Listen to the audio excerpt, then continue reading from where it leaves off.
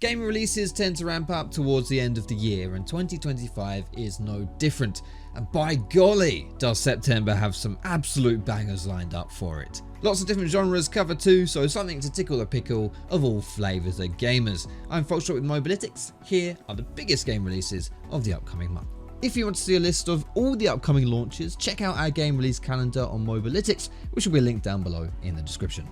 Techland returns to its survival horror roots with Dying Light: The Beast, a standalone spin-off originally conceived as DLC for Dying Light 2. This time players step back into the shoes of Kyle Crane, whose body has been warped by years of exposure to nasty zombie juju. Set in the haunting cast of woods, a remote, forested region filled with villages and derelict industry, the game pivots away from massive cityscapes towards a more intimate, narrative-driven structure. The game is going to emphasize brutal hand-to-hand combat alongside firearms, with a new beast mode that transforms Crane into a monstrous powerhouse capable of tearing through hordes of zombies. Dynamic day-night cycles and co-op for up to 4 players keep the signature survival tension intact. With a darker, more linear story and visceral combat loop, The Beast feels like a return, to the horror fundamentals of Dying Light,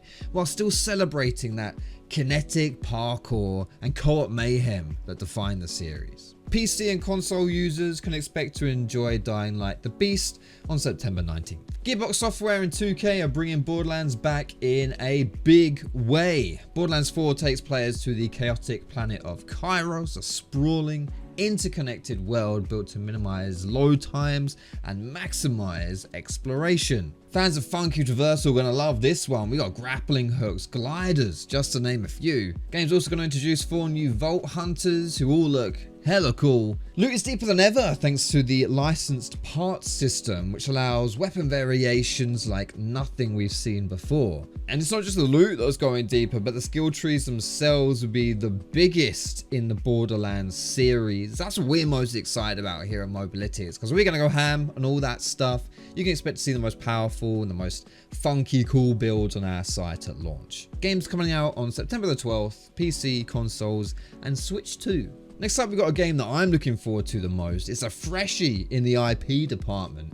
It's Hell Is Us. Developed by Rogue Factor and published by Nacon, Hell Is Us is looking to carve out its own space in the action-adventure genre. The game takes place in a war-torn country plagued by supernatural creatures known as the Hollow Walkers. Players assume the role of Remy, a soldier returning to his homeland, only to find it consumed by an eerie calamity. What sets Hell Is Us apart is its design philosophy. There's no traditional map, no quest markers, or hand-holding navigation. Exploration is organic, driven by player curiosity and environmental storytelling. I'm loving that as well. The ability to get lost in a game seems to just be completely forgotten nowadays. Combat looks pretty cool as well. Melee weapons such as swords, polearms, axes, offering unique fighting styles. You also get a drone companion that acts tactical depth, distracting enemies, scouting ahead, that kind of thing. Arriving on September 4th on PC and consoles, Hell Is Us is shaping up to be a rare blend of art house game design and raw,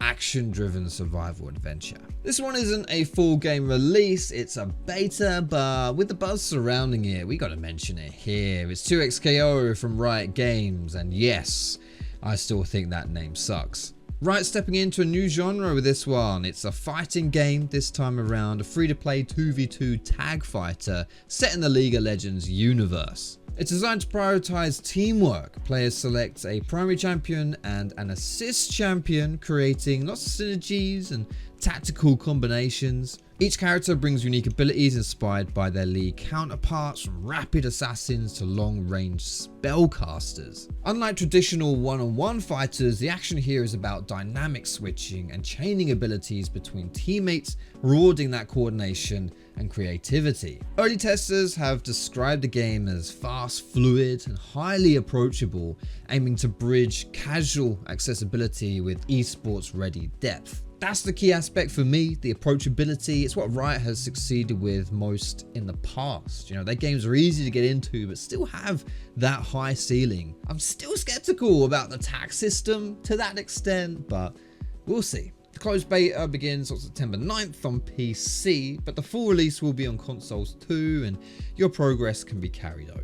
Indiana Jones and the Great Circle was one of the most pleasant surprises in recent gaming memory. Especially with the movie franchise, you kind of set your expectations low, but Machine Games and Lucasfilm Games are expanding their acclaimed adventure with its first major story DLC, The Order of Giants. Set in 1937 Rome, this expansion drops Indy beneath the Vatican to uncover the truth behind a mysterious cult tied to the biblical Nephilim. The story introduces new puzzles, crypts, and labyrinthine environments designed to test both platforming skill and your intellects, while combat blends classic brawling with gunplay and, of course, whip mechanics. Players can expect new relics to uncover, enemy archetypes to battle, and a storyline that leans deeper into mysticism than the globe-trotting archaeology of the main campaign and what we expect from Indiana Jones. The Order of Giants aims to deliver a self-contained but thematically rich chapter in the Indiana Jones saga when it launches September 4th to PC, console,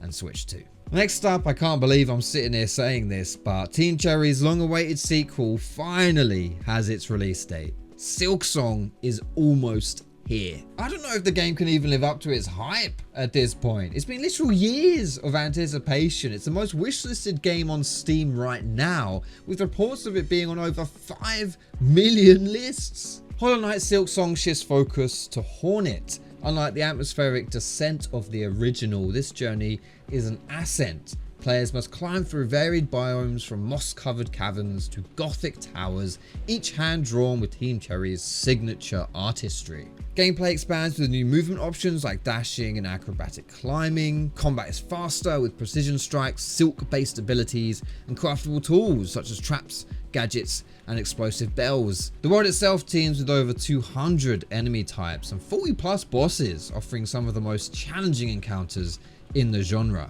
With an expanded scale but the same haunting beauty, Silksong is poised to be one of the most important indie releases of the decade, if not all time. It's going to come out on September 4th, PC, Switch, and console. Square Enix is reviving a legendary strategy RPG with Final Fantasy Tactics, the Ivalice Chronicles. Built as a comprehensive remaster of the original 1997 classic and its PSP remake, War of the Lions, this edition features modernized visuals, fully voiced dialogue, remastered music, and quality of life improvements such as autosaving and improved UI navigation. However, for purists, the game also includes a classic mode that retains the original PSP presentation. The tactical gameplay remains intact, challenging players to position units across isometric battlefields, exploit terrain advantages, and manage complex job systems with over 20 classes. The tale of political intrigue, betrayal, and war within Ivalice remains one of Square's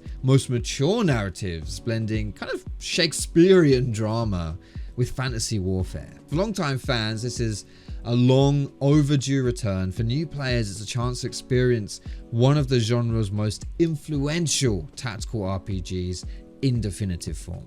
Final Fantasy Tactics will be available across PC and consoles, plus Switch and Switch 2, set for release on September 30th. Monami Park's charming life sim, Slime Rancher 2, is finally leaving early access. Once again, players step into the boots of Beatrix LeBeau, this time exploring the Technicolor Rainbow Island. This game builds upon the cozy foundation of the original with new slimes, biomes, and ranch management systems. I didn't have one of the greatest games of this decade being a slime farmer simulator, but here we are. In the sequel, players can discover hybrid Largo slimes, manage slime diets to produce valuable plorts, and craft gadgets using expanded resource systems. Exploration is central. Each biome, ranging from verdant valleys to crystalline caverns, offers unique challenges and secrets. On the visual front, Slime Rancher 2 embraces a pastel storybook aesthetic with lush landscapes and charming animations. This is both a relaxing sandbox and a surprisingly deep simulation, cementing the series as a cozy gaming staple. Slime Rancher 2 is coming out on September 23rd on PC and console. Konami is breaking new ground with Silent Hill F, something we didn't expect to say considering Silent Hill's age as a franchise. It's the first mainline entry in the franchise in over a decade. Developed by Neobards Entertainment, the game is set in 1960s rural Japan, an evocative departure from the foggy streets of Silent Hill itself. Players follow Hinako, a frail schoolgirl, as she confronts grotesque fungal horrors tied to her town's dark history. Unlike previous entries that leaned heavily on firearms, Silent Hill F emphasizes melee combat. Improvised weapons like iron pipes and sickles force players into close quarters encounters with, frankly, disturbing enemies. The story, written by acclaimed Japanese visual novelist Ryukishi Reinana, explores themes of repression, tragedy, and supernatural infection. Graphically, the game looks hideous in the best ways, of course, using corrupted floral imagery with enemies sprouting blossoms from twisted flesh. It's an unsettling evolution of the franchise's body horror, to be sure. The game launches September 25th for PC and consoles. Fun Day Games and Ghost Ship Publishing have transformed Deep Rock Galactic's co-op mining chaos into a roguelike auto-shooter with Deep Rock Galactic Survivor. Inspired by the emerging Bulletstorm genre in games like Vampire Survivors, the game places players in the role of a lone dwarf fighting through endless alien swarms. Each run involves mining resources, fending off waves of enemies, and upgrading gear through randomized overclocks. What began as an early access experiment really exploded in popularity. It sold over 1 million copies within months. Despite shifting from first person to top down, the humor, the voice lines, and that iconic rock and stone camaraderie remain intact. For both fans of the original and roguelike enthusiasts, Survivor offers a fresh spin on cooperative mining chaos, distilled into an endlessly replayable single-player format. It'll come out on September 17th on PC and console. Our penultimate game for today is brought to you by NCSoft, who are expanding their martial arts MMO universe with Blade and Soul Heroes, a new multiplayer action RPG. Designed as a spiritual successor to the original Blade and Soul, this entry focuses on streamlined action while retaining the franchise's signature aesthetics. It's got elements of Genshin and real-time encounters while also sprinkling in some turn-based combat. It's definitely a unique mix of styles. Players will select from a roster of martial heroes, each with unique fighting styles rooted in Chinese martial arts, from lightning fast dual blades to staff-based crowd control. Its early footage shows some really beautiful visuals with cinematic cutscenes and fluid combat animations. For longtime fans, Heroes promises to blend beloved lore with modernized gameplay. For newcomers, it's an entry point into one of the most visually stunning martial arts fantasy settings in gaming. Blade and Soul Heroes is launching on September 24th on both PC and mobile. Lastly, let's talk about one of the most well-known faces in sci-fi horror, the Xenomorph. That's right, there's a new Alien game, Alien Rogue Incursion Evolved Edition. Developed by Ivalice in partnership with 20th Century Studios, Alien Rogue Incursion first launched as a VR survival experience. With the Evolved Edition, the game has been rebuilt as a traditional flat-screen title, making it accessible to a wider audience. The narrative follows Zula Hendricks, a former colonial marine introduced in the Alien comics, as she investigates the hostile planet Purdon. Players will face relentless xenomorph encounters in claustrophobic environments where resource management and stealth are often more viable than direct combat. The game starts priced at only $29.99, but it's described as being the first chapter of a two-part saga, so don't expect a full game experience from this. Alien Rogue Incursion Evolved Edition will be releasing September 30th for PC and PS5. Those are the biggest releases of September. Which ones are you looking forward to? I mentioned Hell is Us, but obviously Borderlands 4, and actually even the remaster for Final Fantasy Tactics. Definitely going to be playing those. Let us know in the comments, but for now, thank you so much for watching. We'll see you next time.